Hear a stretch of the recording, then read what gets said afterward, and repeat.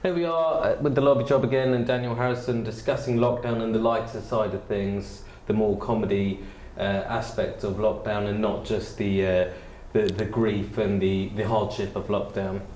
Daniel, lockdown for some people at home, they've had a brilliant time, haven't they? They've got to spend time with their family, their kids, and they've thoroughly actually enjoyed it.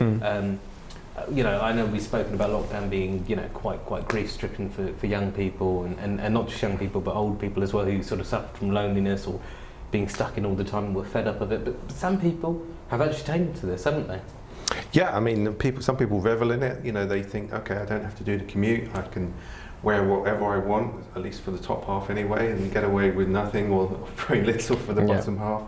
And you know, they save that time and money on commuting and eating out. So yeah, there's a lot of which is a big deal, because there's cost saved for them, isn't there? Like, you know, in regards to those youngsters that are still paying for rent and things like that, but they've saved money on their TfL travel, on their Oyster cards. Absolutely, and like that, there's a lot of cost saving, but also time and energy. You know, it's commuting is tiring. You know, it's 2 or 3 hours per day for most people. And a lot of people, I think, are choosing to either sleep more, get up later, and or use that time more productively for other things. You know, setting up a side hustle, a little business, an online thing, you know, a YouTube channel, whatever it might be. Just, you know, on that off chance that their main job doesn't continue and they need something else that might turn into an income one day. So, do you think allowing for that less travel, sort of, you know, less cost and sort of things, do you think that's given them less stress? In some ways, yeah. I mean, it's stressful commuting, but I think a lot of people are struggling to adjust to that new reality of being at home. You know, there isn't the same sort of demarcation of you know, work, home, the different hats you put on. There is something to be said about coming to an office, putting on a uniform, so to speak, not an actual uniform, but, you know, different clothes. You talk differently, you behave differently. You're a different person. Yeah. People perceive you differently. You know, you're not cracking as many rude jokes perhaps when you're at work, or maybe you are. I don't know. Depends on your character. Depending on generally, the character. your persona is different. But suddenly that's blurred at home, and a lot of people are reporting that they're struggling to sort of switch between the two. You know, at 5 or 5:30 when you finish work, to suddenly switch off is really difficult, because there isn't that clear dividing line anymore. So that's a real challenge, I think, for a lot of people. That's true. With that sort of, I think that's quite a good point. I mean, you said obviously they are more laid back at home, more relaxed. We've seen this in Zoom calls where people have been standing in a shirt, sitting in a shirt, and then stood up by accident to grab a tea or a coffee.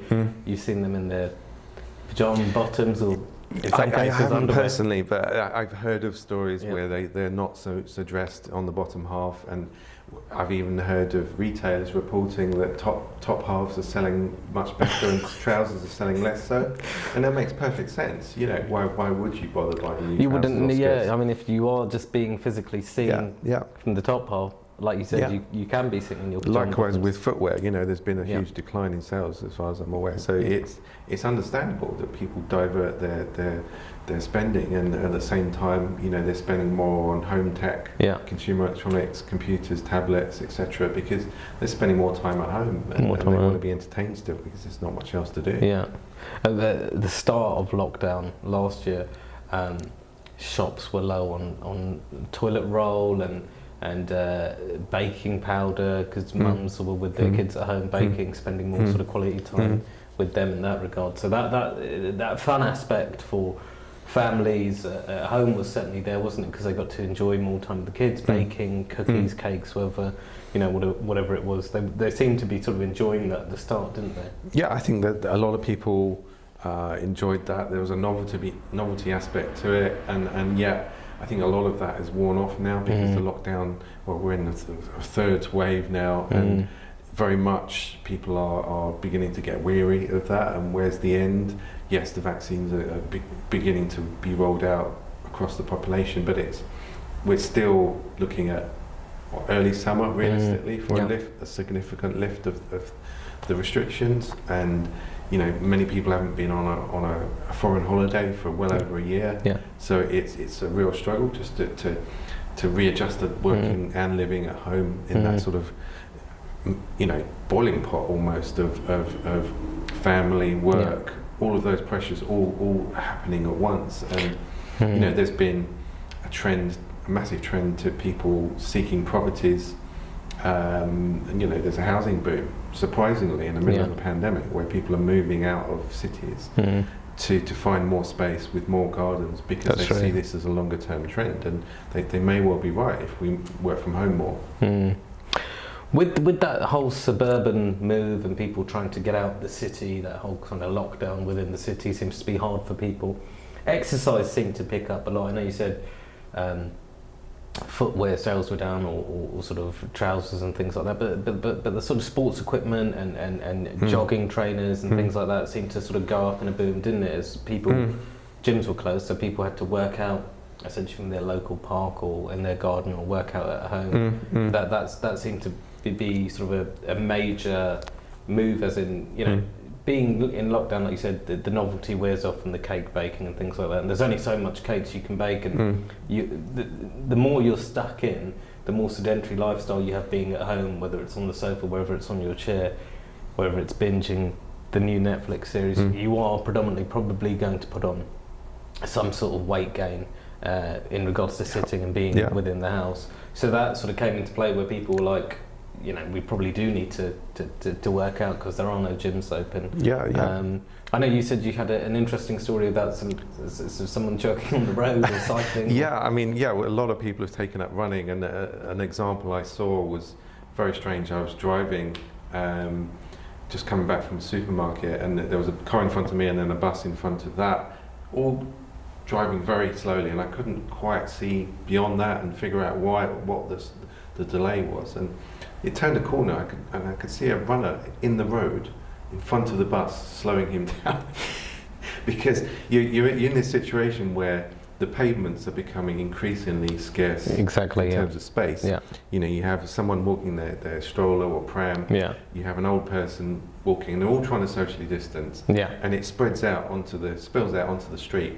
So runners are now largely having to run in the road, which is ludicrous. It was comical to see it. I mean, he wasn't particularly fast. He was 2 or 3 miles an hour. So we were just traffic just building up behind him. Unbelievable. But I mean, like talking about city life, lockdown, and people trying to be a bit more athletic. That's the kind of things that are going to happen, isn't it? Whereas if you're in a sort of the burbs, essentially, you've probably got a bit more free greenery, or parkland. Or, there's not sort of many bus lanes in the suburbs and things like that, where the traffic is free flow. I mean, luckily for people like that, they've got plenty of space to do that. But the majority of people that live in cities and cramped accommodation, they're stuck to either a sort of daily jog or work out on a, in their living room, watching a Joe Wicks kind of YouTube video. That's the limit of their exercise, and that must cause all sorts of family friction when someone wants to watch EastEnders or wants to watch Netflix or whatever it may be. The competition for the TV and use of tech must be huge. I mean, the Joe Wicks workout as well is it's you've got your laptop or your TV screen there. You're following essentially a HIIT routine, I believe is what he does. But you are sort of consigned almost to a small sort of space where you're doing this star jumps or squats or whatever it is you're doing in there. I mean, yes, you're getting the heart rate working, you're doing the workout, but it almost seems like it's not a workout, it's a workout, but it's not a workout, because you're in such a confined sort of space, aren't you? Yeah, and you don't realise that gyms are often air conditioned, whereas your home is not. It's heated for a comfortable temperature.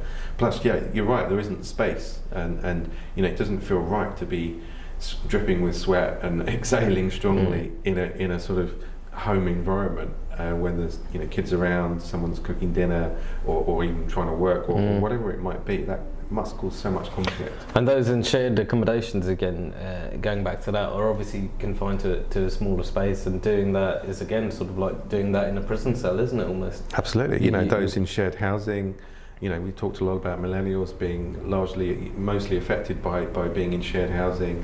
that must be really difficult. Where would you do that kind of exercise? Your own room is likely to be a little box room at best. Is there space in there in the common area? Is there even one? You know, or has that been turned into another bedroom? You know, which usually is the case. Exactly. Isn't it? So you know, where can you do that? And it's usually either on the pavements that they do their exercise in, or at the local park, and that, as we know, causes this conflict. Just congestion. I mean, parks are overwhelmed with people at weekends now. Yes, absolutely, that is true. What about I called on BBC Breakfast the other day.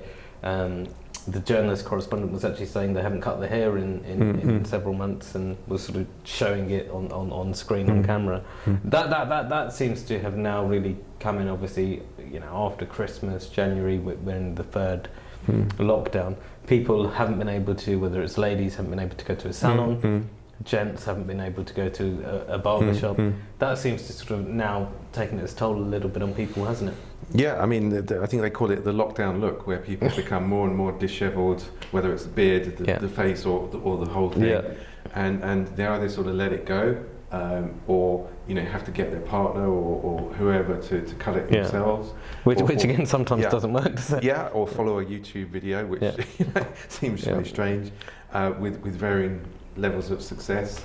I think it's probably women that miss it more, because they tend to go to hairdressers more frequently, and for them it's much more of a social thing. You know, they chat to their hairdresser, they tell them about their problems and you know what they're doing, and it's you know, it's a much more. When my wife told me, you know, how much she spends on hairdressers, I'm horrified. And then the time she spends there, you know, it's like a whole 2-hour slot. It's the same with the nail salon, isn't it? They're exactly. missing on that, and that's but again, a it's piece, a social aspect for them. You know, they're almost paying for someone to talk to rather than have the nails. That's a side issue almost.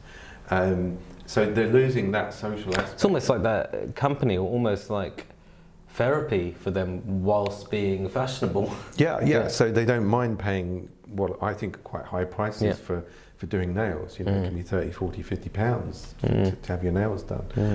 If you've got the money, great. But it's part of this social restriction, and it's, you know, that must have an impact on people, because they don't have those normal interactions with people, and you know, it affects their mental health, their whole well-being as well. So it must be really tough. Definitely, I think so. I mean, you said a lot of them are growing it out at the moment. They seem to be going for that Tom Hanks Castaway look. Absolutely, At some point, we're going to hear them shouting for Wilson. Wilson, we'll save them. But I think, what can you do under those circumstances? Should there be a national policy to open hairdressers for the good of the nation? Or, you know, what's the the funny solution? thing is, Boris obviously, having closed it in January, it was open at the start and then closed it on the 5th, I believe, which came into play. And somebody who sometimes I feel like needs a haircut. Yeah, absolutely. And but you know, it doesn't seem to harm his prospects. No, so I mean, you know, Prime Minister, you know, dishevelled looking, but certainly, you know. Yeah, it's a huge issue, and you know, as I said, what is the solution? Is it to teach everyone how to become a hairdresser, or is it to make them a special exemption for the national good? But you know, hopefully we will come out of lockdown within a month or two, and things can reopen. But there's going to be a surge for appointments. Of course, yeah. Well, let's wait and see. I mean, will you be getting yours booked in straight away? I will. Yeah. Excellent.